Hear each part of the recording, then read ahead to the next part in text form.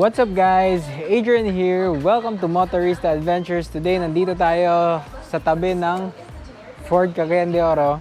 May parang display center dito guys, mga second hand na kotse. So today yung gagawin natin is we'll be checking out the Toyota Fortuner 2014 Model 2. Yung gagawin natin, we'll do a review sa second hand na car na to. And mamaya, bigyan ko kayo ng second hand pricing nitong Fortuner. Ito pala yung key fob ng Fortuner natin. Tara, buksan natin and check natin yung mga things na kailangan yung i-check, no, kung bibili kayo ng second hand na Fortuner. So tara guys, let's go. And before tayo magsimula, make sure na mag-subscribe kayo, click nyo na yung bell icon para ma-notify kayo kung meron tayong mga bagong uploads dito sa Motorista Adventures na channel. So tara guys, without further ado, start na tayo. So this is the 2014 Fortuner. As you can see, yung design niya is the facelifted version na to guys ng 2012 na model, and then a facelift din to ng mga 2007 model ng mga Fortuner. So as you can see, yung body design niya, yung luma pa talaga yung body design. Meron tayong flared wheel arches here, and then meron na siyang accessories guys na silver dito na finish sa kanya headlights, so accessorized na to. And then dito we can see na meron tayong halogen na high beams, which is kung akala mo at first glance ito yung headlight niya na normally, pero hindi. Ito yung high beam niya, and then projector yung ating headlamps, projector type pero halogen bulb to. Okay? So you have that chrome grille, very traditional looking SUV to. Meron tayong dito, meron tayong fog lights. Yan. Dito sa side naman, as you can see, yung tires niya medyo medyo malapit na siyang maubos guys. Okay? So yung tires pala nito is Bridgestone pa rin. I think this is the stock tire niya. This tire is a 265 by 65 R17. And yung rim design niya is alloy wheels to. And as what I can see here sa kanyang tires guys, medyo malapit na maubos yung tire niya. So kung gusto niyo bilhin tong Fortuner, pwede na kayong magpalit ng bagong tire. Fortuner hindi to 4-wheel drive, this is the 4x2 version. Dito tayo sa likod, no. As I've noticed din na iba yung tire dito sa likod. So yung tire dito sa likod okay pa, pero iba yung tread pattern niya. So napalitan na yung likod, yung harap yung stock pa rin. So yung nagpalit siya nung nagpalit yung first owner nito ng tire, hindi na sinama yung tire sa harap, sa likod lang. Okay? So color black to. And as you can see guys, since medyo black siya guys, you can see some scratches on the paint, pero hindi naman masyado. And then merong mga dito, mga watermarks. Okay? Yan. And kung bibili nito, meron na siyang tawag dito, meron siyang rain visor here dito sa taas, and then meron siyang chrome door handle na accessory.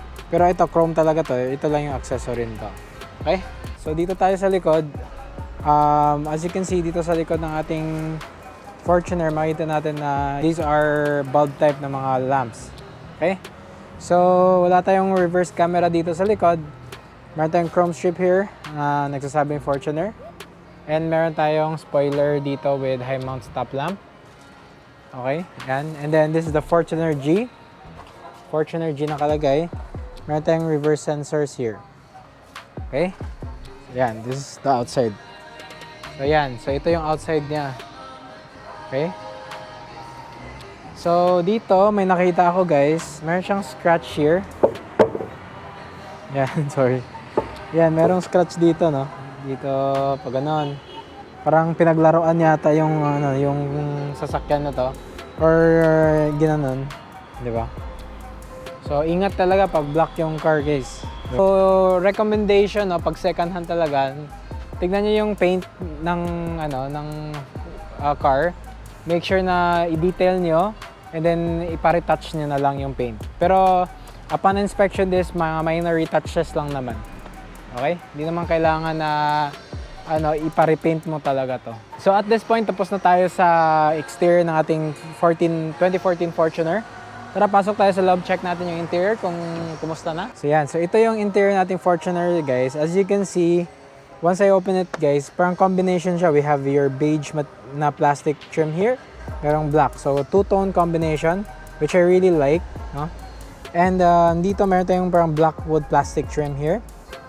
So dito is parang yung material niya is parang cloth material to. Then wala siyang armrest na leather padding. So plastic lang to. Meron tayong bottle holders. Auto up and down for the driver door windows. Manual toggle switches for the passengers. And dito naman we can see na meron tayong lock and unlock button here and window lock button. So upon inspection guys, this is the ano yata to eh. I think hindi nila na nilagyan ng ano.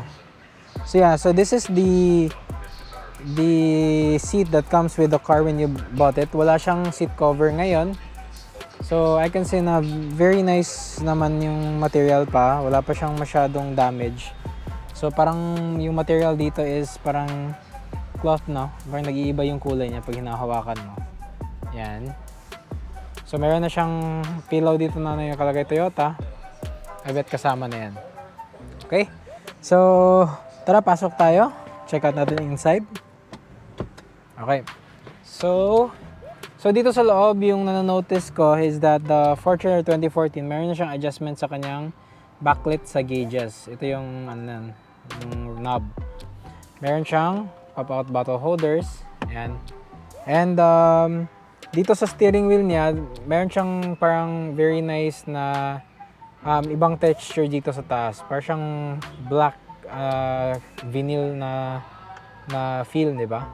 And then dito naman, we can see na since medyo old na to guys, parang yung steering wheel niya medyo sira na yung leather. Okay? So yan, kasama dito sa kabila. So malalaman mo talaga na hindi siya ginamitan ng cover nung nasa ano pa to, original owner. Okay? So look out for this, and kung bibilhin nyo to, pili na kayo ng steering wheel cover diretso. Okay? So for this model, usually wala talaga any controls yung Fortuner before, but on this model, the 2014 one, meron na siyang audio controls here. Yung display, this changes the display on the entertainment system.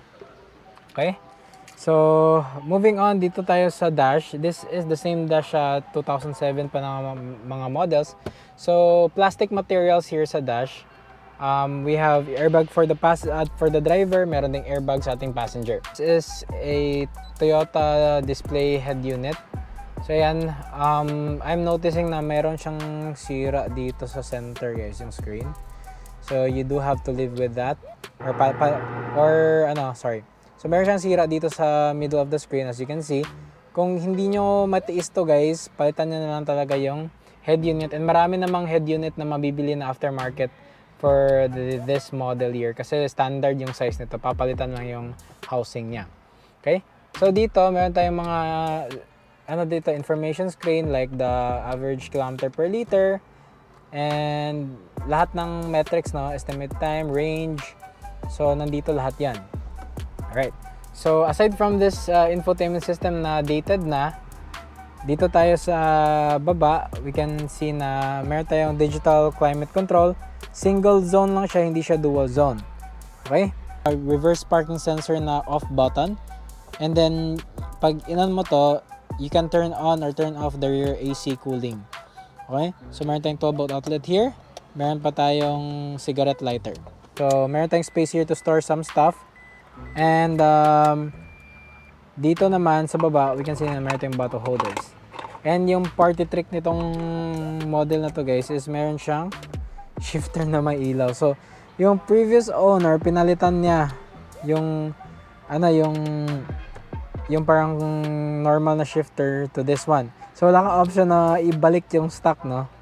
So ito, merong wire dito, so you can change the mga different kinds of lighting sa kanyang shifter. So dito naman, we can see na meron tayong 4-speed automatic transmission gated type. Alright, so moving down, traditional handbrake. Yung armrest natin, plastic. Malalim yung space sa ilalim.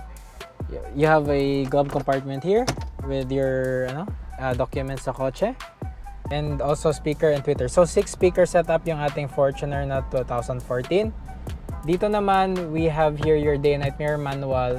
Meron tayong sunglass holder, meron tayong dome light. Wala tayong sa sunshade niya, wala siyang vanity mirror sa kabila.